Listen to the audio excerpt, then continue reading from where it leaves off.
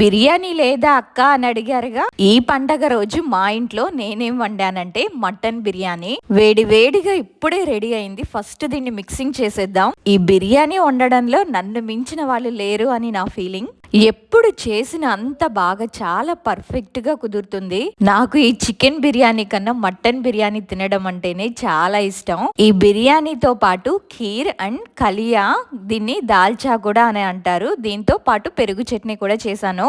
ఇందులో సన్నగా కట్ చేసిన కీరా ముక్కలు కూడా యాడ్ చేశాను. ఇంకెందుకు లేటు, ప్లేట్ లో ఒక అరిటాకును మంచిగా వేసుకొని ఈ మటన్ బిర్యానీ కావాల్సినంత ప్లేట్ లో పెట్టుకొని నిమ్మకాయ పిండుకొని అలా కలుపుకొని తింటే మంచి ఆకలి మీద తింటే అసలు ఎంత తింటున్నామో కూడా తెలీదు.